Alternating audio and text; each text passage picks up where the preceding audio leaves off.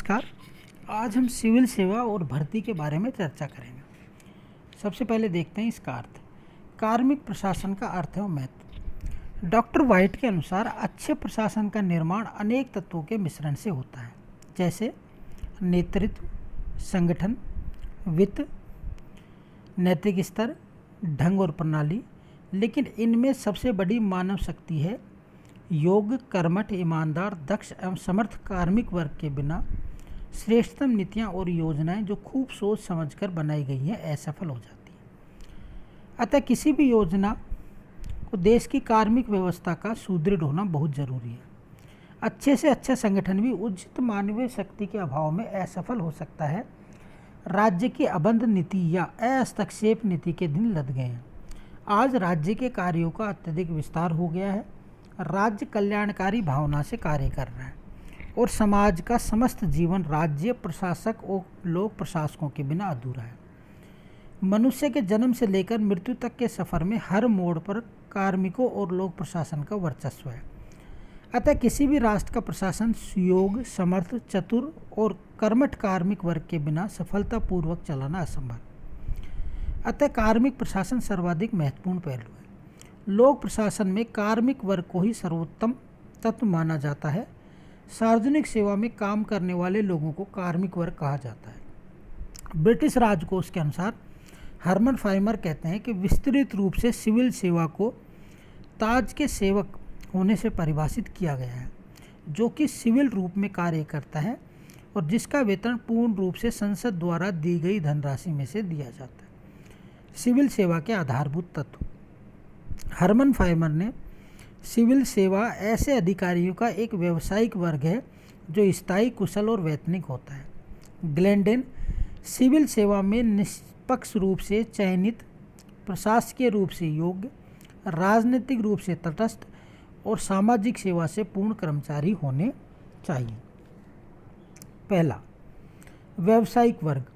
Civil सेवा ऐसे कर्मचारियों का एक व्यावसायिक वर्ग है जो प्रशिक्षण, निपुण, कुशल, योग्य, स्थायी व वैतनिक होता है, जिसने सिविल सेवा को स्थायी जीवन वृत्ति के रूप में अपना लिया है। ये पूर्णकालिक होते हैं और लोक प्रशासन के कार्य करते हैं। दूसरा, राजनीतिक तटस्थता, पॉलिटिकल न्यूट्रलिटी। सिविल सेवक राजनीति से दूर रहकर लगन और निष्ठा से सरकारी नीतियों को साकार रूप प्रदान करते हैं। तीसरा है पद सोपान, हायरार्की। उच्च व अधीनस्थ अधिकारियों की एक ऐसी अनुशासित व्यवस्था है जिसमें उच्च अधिकारियों द्वारा अधीनस्थों के कार्यों की देखरेख की जाती है। संगठन में श्रृंखला के प्रत्येक कर्मचारी को अपने से ऊपर के आदेशों की पालना करनी पड़ती है और पद सोपान के अनुसार काम करना पड़ता है। नेक्स्ट, निष्पक्षता। लोक सेवक को किसी के साथ बिना पक्षपात किए राज्य के कानून और नियमों के अनुसार निष्पक्ष और स्वतंत्र रूप से कार्य व व्यवहार करना चाहिए। पांचवा, लोकहित में कार्य करना। कर्मचारी को व्यक्तिगत हित के स्थान पर लोकहित को ध्यान में रखकर सेवा की भावना से सार्वजनिक कार्य करना चाहिए। नेक्स्ट है उत्तरदायित्व। लोक सेवक अपने प्रत्येक कार्य के लिए जनप्रतिनिधियों अथवा व्यवस्था के प्रति उत्तरदायी होना चाहिए। और लास्ट है कर्तव्य सीमा। निर्धारित कार्य को कानून, नियमों आदि की सीमाओं में रहकर करना लोक सेवक का प्रथम कर्तव्य है। कार्मिक सेवा या सिविल सेवा के कार्य।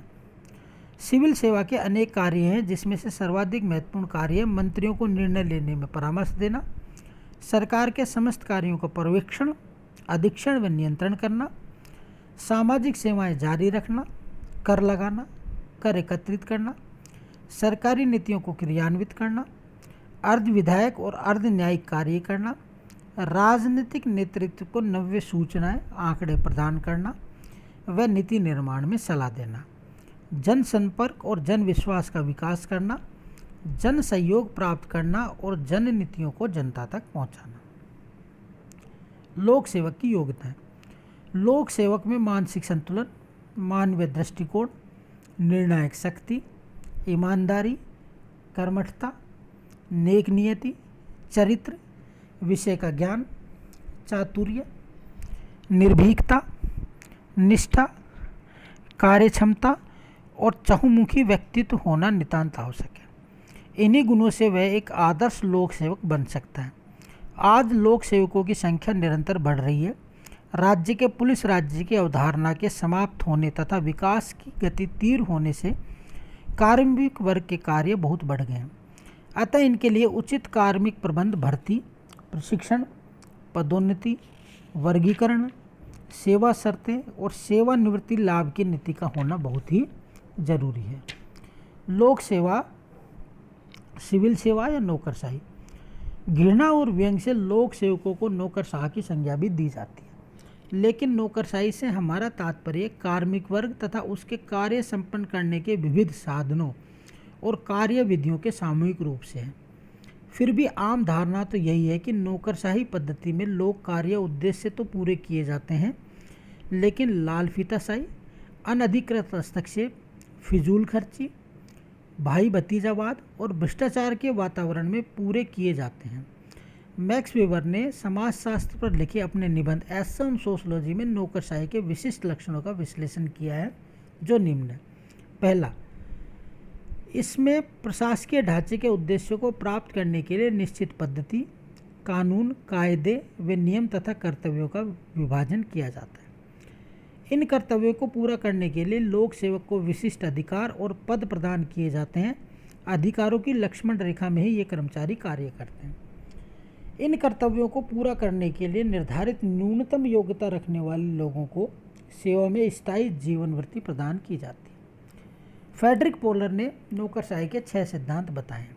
पहला, कार्यों का विभिन्नीकरण, पद के लिए योग्यता, पद सोपान तथा अनुशासन, कार्य रीति की उद्देश्य विशेषता, नियमों तथा रिकॉर्ड को जीवित व सुरक्षित रखने के संबंध में यथार्थता और निरंतरता, और लास्ट है विवेक का प्रयोग और प्रशासन में गोपनीयता, जिसका अर्थ यह हुआ कि नौकरशाही में व्यावसायिकता पर जोर दिया जाता है और पद सोपान, नियम, परंपरा और व्यवहार को तरजीह दी जाती है।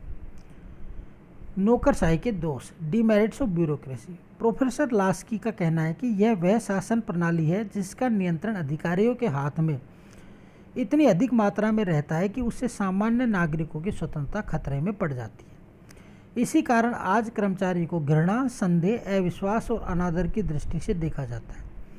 इस आलोचना में दम है कि ये लोग अपनी अलग ही बिरादरी कायम कर रहे हैं और लोकतंत्र के प्रति उदासीन हैं तथा लाल फीताशाही व भ्रष्टाचार के सहारे अपने दायित्व से दूर भाग रहे हैं। सेवक स्वामी बन गया है और जनता नौकरशाहों के हाथ का खिलौना बन रही है। रैमजे में और लिखते हैं कि नौकरशाही उस अग्नि के समान है जो एक सेवक के रूप में तो बहुमूल्य सिद्ध होती है, लेकिन जब वह स्वामी बन जाता है तो घातक सिद्ध होती है। आज नौकरशाही ने व्यवस्थापिका और न्यायपालिका के अधिकार क्षेत्र को भी हड़पना शुरू कर दिया है। नौकरशाह सदैव अधिक अधिकार और अपने सदस्यों की संख्या में वृद्धि की मांग पार्किंसन कानून के आधार पर कर रहे हैं।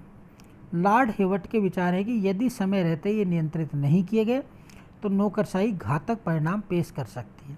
लाल फीताशाही, वर्गीय चेतना, अवैधानिक कार्य कानून की बारीकियों की आड़ में करना, निरंकुशता और स्वामी की भावना नौकरशाही के पर्याप्त बन रहे हैं। समय रहते इन पर नियंत्रण पाना आवश्यक है। प्रोफेसर रॉबर्ट्स कहते हैं कि विस्तृत एवं कठोर नियंत्रण से नौकरशाही पर शिकंजा कसना नितांत जरूरी है। व्यवस्थापिका, कार्यपालिका और न्यायपालिका को सजग होकर इस पर अंकुश लगाना होगा। प्रेस व जनता को भी जागरूक होना पड़ेगा। ऐसे प्रशासकीय न्यायाधिकरण स्थापित किए जाएं जो जांच पड़ताल कर नौकरशाही को व्यक्तिगत रूप से दोषी करार दें, उन्हें व्यक्तिगत दंड दें। सत्ता का विकेंद्रीकरण किया जाए। भर्ती, प्रशिक्षण, जनसंपर्क और व्यक्तिगत जवाबदेही के माध्यम से उन्हें कर्तव्यपरायण बनाने का प्रयास किया जाए। प्रत्येक विभाग में शिकायत पुस्तिका रखी जाए और उसकी समीक्षा की जाए और लोक अदालतों की तरह प्रति माह खुले में लोक कार्यालय लगाए जाएं, जहां जनता, अधिकारी और जनप्रतिनिधियों की उपस्थिति में लोक शिकायतें का स्थल पर ही तत्काल निराकरण हो। प्रशासकीय ढांचे की एक महत्वपूर्ण समस्या के रूप में भर्ती का प्रश्न हमारे सामने आता है कि यही एक ऐसा तत्व है जो सरकारी सेवा के स्तर को निर्धारित करता है। ग्लेंडन लिखते हैं कि भर्ती पर ही प्रशासकीय मशीनरी जिसके लिए वे मानव उत्सुक रहते हैं कि उपयोगिता पर उसका स्वरूप व स्तर आश्रित है। नेक्स्ट अगली क्लास में।